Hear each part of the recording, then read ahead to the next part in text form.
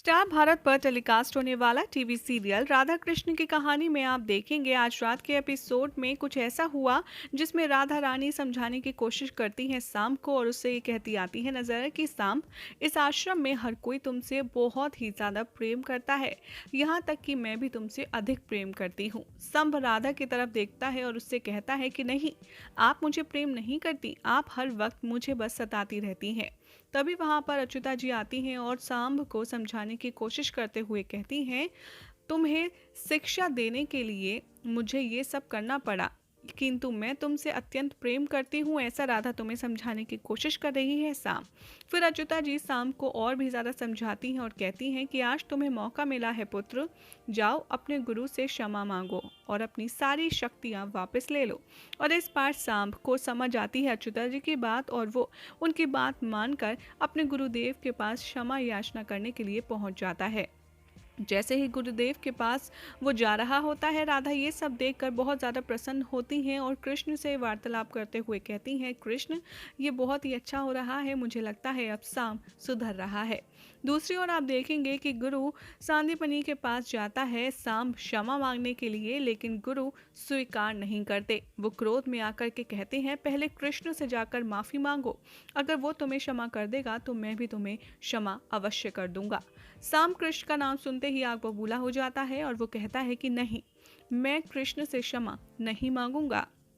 इस तरीके से अपने पिता और श्री कृष्ण का अपमान होता देख गुरु सांदीपनि को क्रोध आता है और वो गुस्से में जोर से चिल्लाकर कहते हैं कि सांब, ये तुम क्या कह रहे हो, आज तुमने उद्दंडता की सारी सीमाएं लांघ दी हैं, जाओ, आज मैं तुम्हें अपने आश्रम से निष्कासित करता हूँ। जैसे ही राधा और कृष्ण यहाँ पर सांब के निष्कासित होने की बात सुनते हैं, काफी ज्यादा चिंता और परेशानी में डूब जाते हैं। ऋषि सांदीपनि को मनाने के लिए राधा भी बहुत ज़्यादा प्रयास करती हैं। दूसरी ओर अच्युता जी भी अपने पुत्र सांब के लिए ऋषि सांदीपनि से बहुत ज़्यादा क्षमा याचना मांगते हुए उन्हें समझाने की कोशिश करती हैं। अच्युता जी कहती हैं, गुरुदेव, अगर मैं आपको चक्रव्यूह की रचना बता दूं तो क्या आप सांब को माफ कर देंगे? गुरु सांदीपनि अच्युता जी को बड़ी ही अजीब सी दृष्टि से देखते हुए कहते हैं, तुम झूठ बोल रही हो। चक्रव्यूह की रचना और उसका तोड़ सिर्फ और सिर्फ कृष्ण को ही पता है, उसके अतिरिक्त वो कोई नहीं जानता। अच्युता जी यहाँ पर सांदीपनि को समझाने की कोशिश करती हैं, लेकिन गुरुदेव उनकी बात नहीं मानते। फिर अच्युता जी श्री कृष्ण का रूप दिखा करके सबको हैरान कर देती हैं और सब ये देख कर के काफ़ी ज़्यादा क्रोधित हो जाता है और वो सबसे कहने लगता है कि आखिर ये कैसे पिता हैं जिन्होंने मुझे इतना बड़ा धोखा दिया। गुरुदेव देखते हैं सांब को और कहते हैं कि सांब, तुम कितने भाग्यशाली हो जो तुम्हारे पिता तुम्हारे लिए मुझे चक्र बता रहे हैं, जो श्री कृष्ण ने आज तक किसी को नहीं बताया।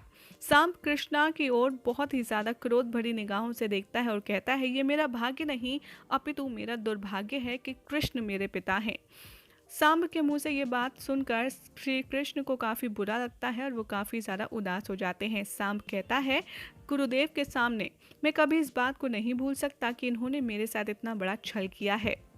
गुरुदेव यहाँ समझाने की कोशिश करते हैं और श्री कृष्ण और राधा को ये वचन देते हैं कि ठीक है, मैं इसको सारी शक्तियाँ वापस देता हूँ, किंतु आपको अभी इसे द्वारका वापस ले जाना पड़ेगा, क्योंकि अब इसका स्थान मेरे आश्रम में कतई नहीं हो सकता।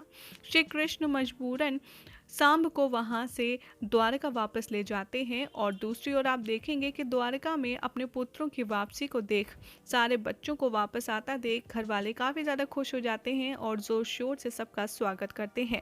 लेकिन जैसे ही दाऊ की नज़र पड़ती है सांब पर, वो श्री कृष्ण से सवाल पूछते हैं कि अरे, लेकिन तुम लोग इतनी जल्दी कैसे आ गए? यहाँ पर आपको एक नई एंट्री भी देखने के मिलेगी जिसका नाम होगा वत्सला और ये होगी इन सब की बहन। अब उसके बाद क्या जवाब देंगे श्री कृष्ण कि आखिर सांब बीच में ही क्यों आ गया है शिक्षा के, ये देखना होगा अपकमिंग ट्रैक में बेहद इंटरेस्टिंग।